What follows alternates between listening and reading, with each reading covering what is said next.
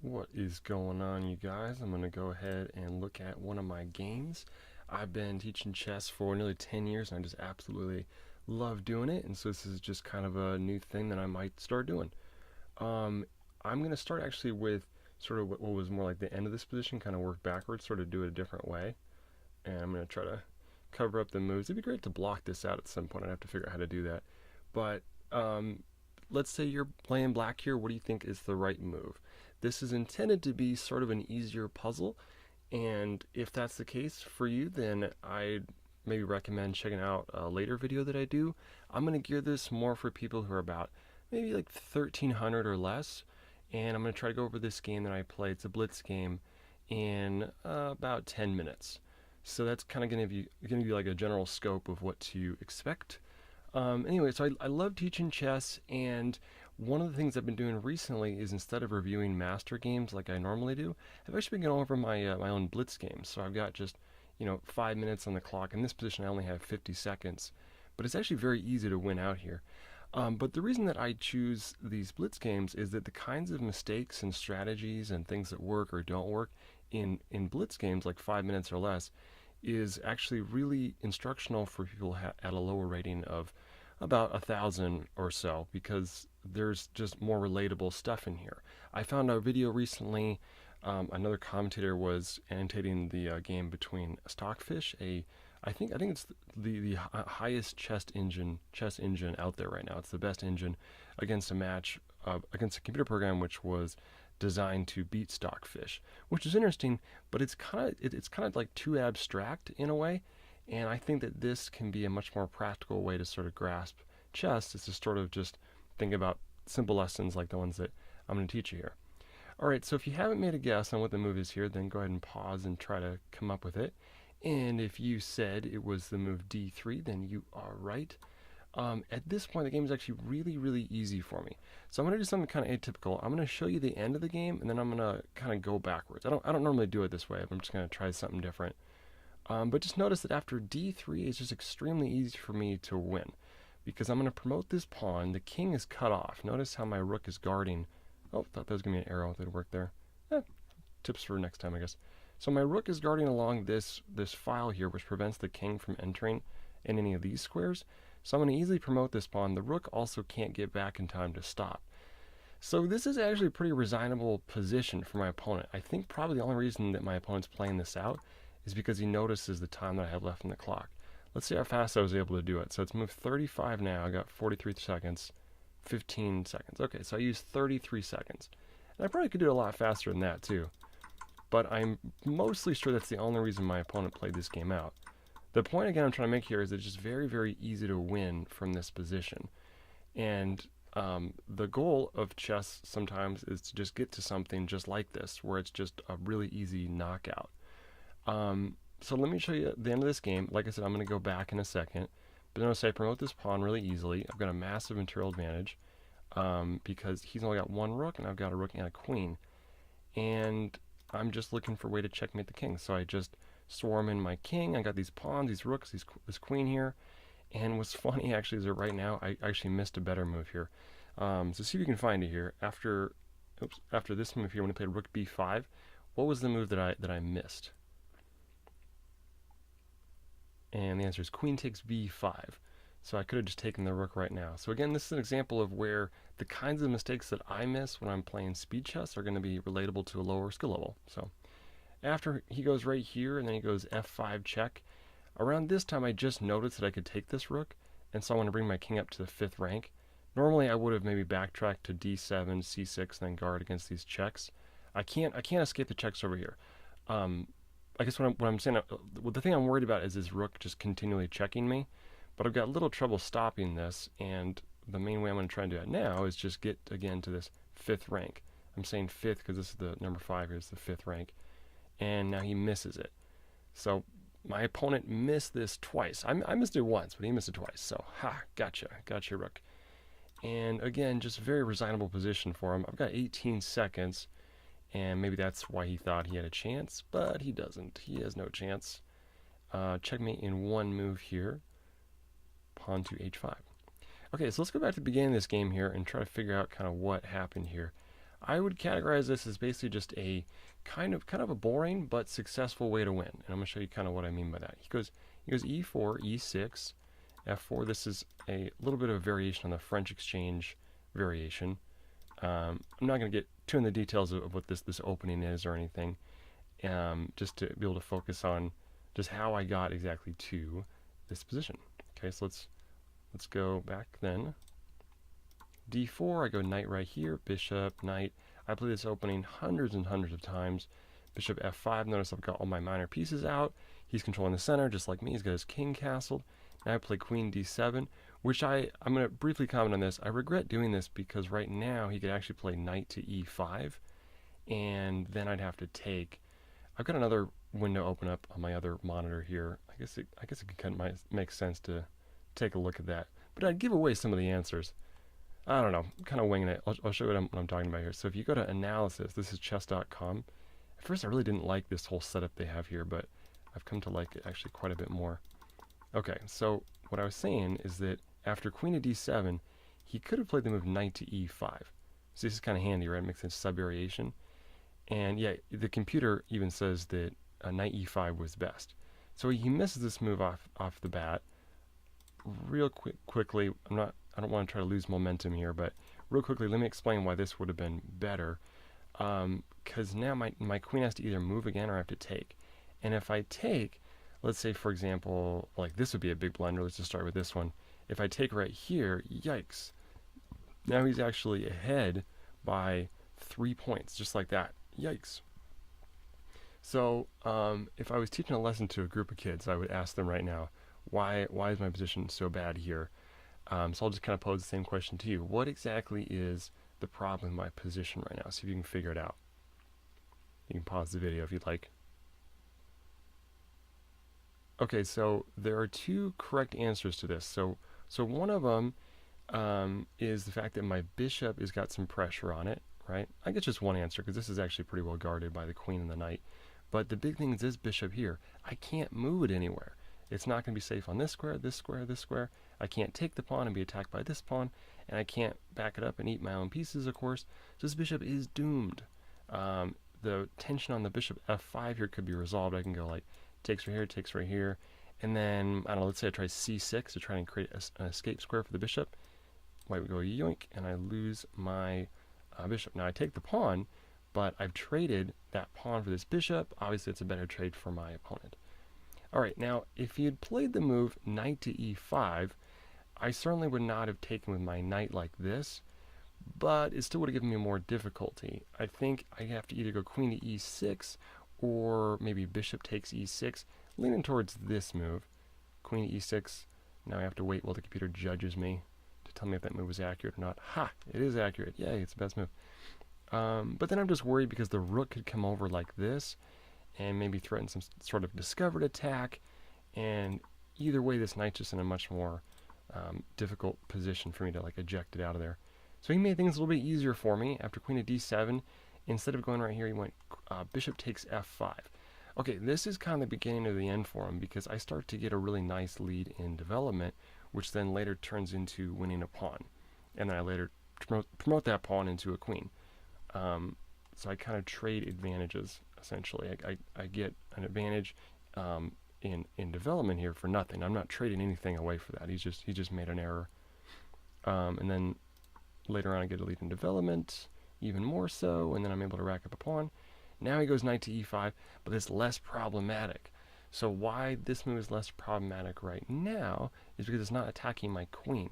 So I don't actually have to do anything with it. I don't have to move the queen again to e6, which means I can just attack it right away with a different thing and eject it out of there. See, I don't like this knight here at all. He likes it, but this knight here, like it's sleeping. I don't care about this one so much. This one is on a very strong outpost. So what would be a good move right now to get rid of that? All right, so the best move here is f6. Bishop takes f6 would get rid of the knight, but then the pawn would come up. I'll try this. So if I go right here and then right here, the knight would be gone, but now I've got a new problem, which is this rook that's attacking my queen. So that's even more of an issue in tandem with the pawn on e5, which is much stronger than it was on f4. This bishop is also opened up, so I really want to try to prevent that. And also on a mathematical level, I've actually given away a significant advantage here as well, because now it says the computer, I mean the white player here is up by 8/10 of a pawn, whereas on the move prior to that, it said that I was ahead 3/10 of a pawn. So actually this move, if I had gone bishop takes right here and then takes right back, that move is worth one pawn less than the move I played. So that's kind of an interesting way to put it, I think, at least, is just that when you give away a lead in development, the computer can actually measure what the value that is on a material level. Even though the material is even, his advantage is gonna shift in his favor. So I don't allow that. I play f6, and I go, get out of here, you pesky knight. Scoot, scram. And the knight takes right here, and then I take back like so. Rook goes here, check, and now I've got to defend my king. I'm not sure how we're doing on time. Looks like we're over 10 minutes. I always do about 20-minute lessons anyway, so I'm going to go a little bit longer than my original suggested time of 10 minutes. Okay, so the king's attacked. I got to do something about it. If you didn't know, you can't castle out a check. Like, this would be illegal. I can't do that. So it's flashing to tell me I can't do that. So I can't castle, and if I just move my king like this, then I'm never going to be able to castle for the rest of this game. So I don't want to do that either. So what is a good way to stop this check?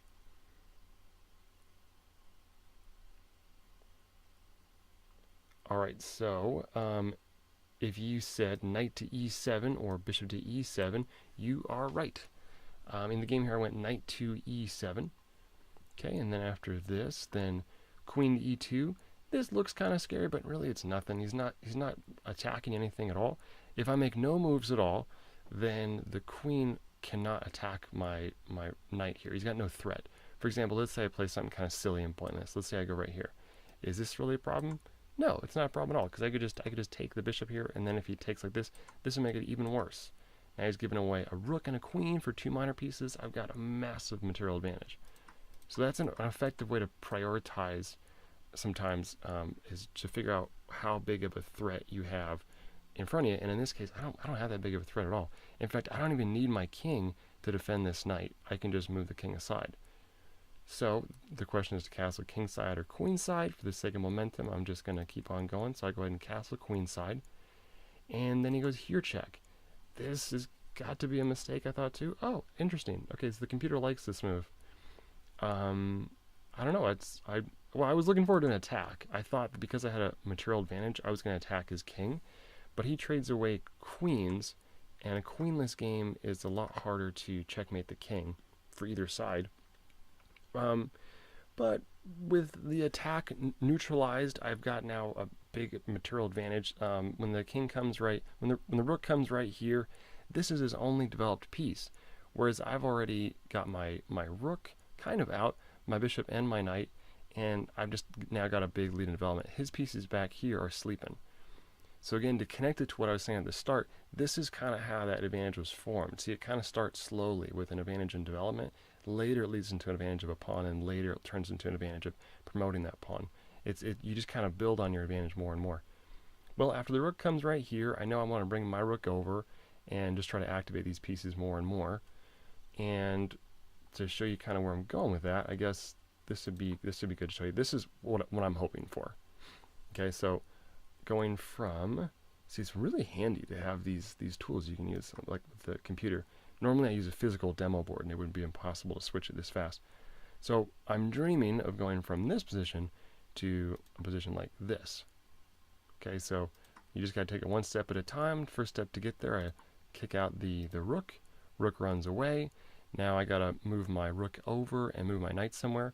I've got the choice between f5 or g6. I'm pretty sure that f5 is a better move. Yay, it says it's best. g6 is another alternative. I wouldn't want to go to c6. Again, I'm trying to determine where to move the knight, because I know I want this rook to come over here, and for this to really work, the knight has to move. So I just kind of break it down one option at a time. This seems the best, just intuitively. This has an attack on the pawn, but I think the pawn could go to g3 here, and then this one's guarded. On c6, I'm not attacking much of anything because this pawn's well defended. I can't jump to this square because he's got two pawns attacking that square there. All right, so I go knight to f5. He goes g3. It's kind of passive. I thought, oh, it does like it the best. I go rook over here. Then the king comes up. And what do you think would be a good couple moves for me at this point? If you said takes, king takes, and then takes right here, you are right. Notice that 2 moves ago, he has kind of one piece developed, whereas I've got 4. Now I kind of trade away these pieces, and I've got 3 pieces developed, and he has like none. So that's kind of a way to lead me into my next thing, which is about trading down. When you have a ratio that's a material advantage or otherwise, if you can trade down 1 for 1, then the ratio increases.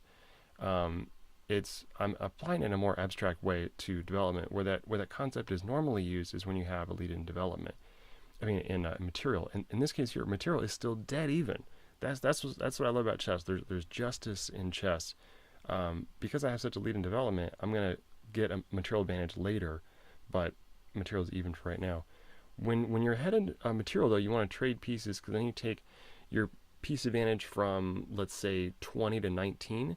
If that's the ratio, and you trade away 10 points, then what's that bring it down to? Well, it's 9 and 10. And if you bring it down another 5 points, then that's going to be a 5 to 4 ratio. And so you're 25% heavier stacked in that way.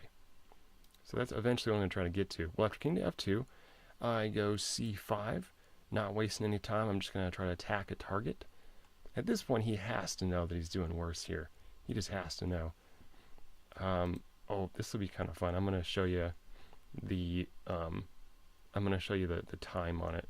I noticed that kids especially, probably everybody likes it when they can sort of see the time on the clocks. I wish chess.com had a way to both see the analysis and that at the same time, but see, here we go. Now you can see how much time I had on my clock. Just kind of winging it. Okay, so after c5, it's 20 moves, and I've only used 1 minute and 25 seconds. This plan has worked very well for me, but he clearly should have taken longer on some of his moves. After c5, I've got a threat onto the d4 pawn. The pawn and the knight are both attacking right here. He goes knight to a3. Don't worry, I'll wrap this up soon, and then you can be on your way, or you can just be on your way now. You're not a kid in my classroom. You have full control to leave whenever you like. Knight to b5. Okay, so as I was saying, okay, I've got this pawn attacked. The pawn and the knight are attacking this guy. If he does nothing, which is kind of what he did, knight to a3, then I can take, and then if takes right back, see, I can't both see the time and the variations at the same time. But if he takes right back, then my knight takes. Now I've won a pawn, right? Well, in the game he makes it a little bit tricky, because after this move, now he goes knight to b5, and after knight to b5, I had to try to figure out what the best move was going to be, and I went ahead and just played captures. So I just took the pawn right there. Ooh, it says it's a mistake. Huh. Well, I was trying to be tricky. I'm not sure what the best move was. I guess I can look briefly. What was the best move? It says here g4 is the best for him. Okay, and then what was the best for me? What was the best move? Show lines. Okay, it says d3. Huh, it says d3. I would have been ahead 6 points. Oh, that's too bad. I thought I was being really clever. See, my plan was that after the knight went right here, I thought, well, he can't take my knight, because then I'll win his knight. Do you see how? I could go bishop to c5 check, king moves, and shwink, I got that knight. I figured my opponent was going to see this, but it just seemed like a good way to continue with my plan anyway. Peter says going d3 was better. This probably just because now I'm launching this pass pawn straight away. Okay, so after I take the pawn here, he doesn't fall for it. He doesn't just take on a7. He takes with the knight right here. And this is the first moment in the game. We're now 23 moves into the game. This is the first moment where I'm actually ahead in material. I've got a 1 point advantage, and we're on move 23. So then in another 9 moves from now, the game is just super easy to win out. So now it just becomes a matter of how can I promote this pawn to the edge of the board. This is a boring way to win. There's no flashy tactics or really cool attacks or sacrifices or anything. This is kind of a boring way to win. And it's not always the case that this happens, and sometimes you just got to play the hand you have, and it wasn't my intention to win in a boring way or anything, but it's still very gratifying to win at all against a player who's rated the same as I am. So I've got just this one mission. I just want to push the pawn on the edge of the board. And standing in my way are, of course, his pieces, which are mostly undeveloped, but it's not like they won't be able to put up some kind of a fight. So I'd be kind of careful in how I do it. It doesn't like bishop c5. Okay, whatever. Screw you, computer. After right there, then d4. Knight's got to move again. Knight goes to a4. Okay. Would d3 now be a good move or a blunder? If you said blunder, you're right. I would be a terrible blunder. I'd go from winning to losing, just like that. I guess this is part of the reason why I like showing this kind of boring game, is to just highlight some of the important matters, like not blundering. Like if I went right here, look at that. You see how much that just switched? Watch that. I'm ahead nearly 4 points, and then if I make this blunder right here, I'm down over 4 points. And that's because I give up my bishop 3-point value and my pawn, my precious pawn, which was so close to being promoted, 4 totally free, and now I'd be lucky to get a draw out of this game.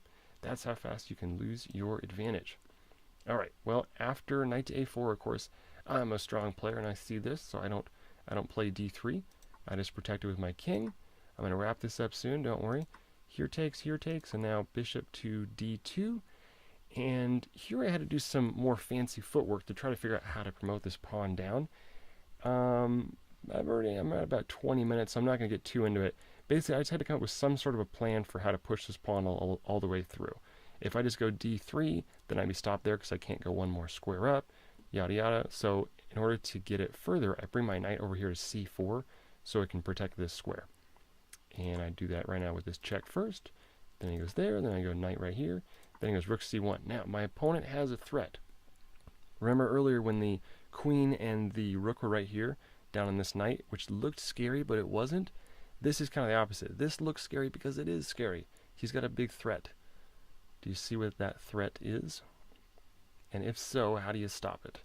This is probably the hardest question I've asked so far. So if you're up for a challenge, try and see if you can figure this one out. What is the threat and how can I stop it? If you said b3, you're right.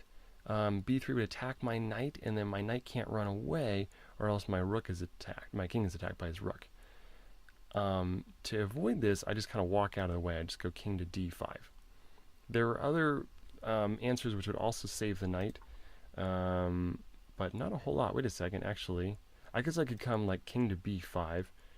This would get off of the pin here. But, oh, wow, it says that's a blunder. Ooh, yikes, look at this. Okay, so I didn't even consider this, but I'm just throwing it as an alternative, and now I'm glad I didn't consider it, because oh my goodness, it says this is a blunder due to the move a4 check, when after I take, he wins this knight. So my king has the job of defending this knight, and if he deflects it away like this, and I can't do anything with it.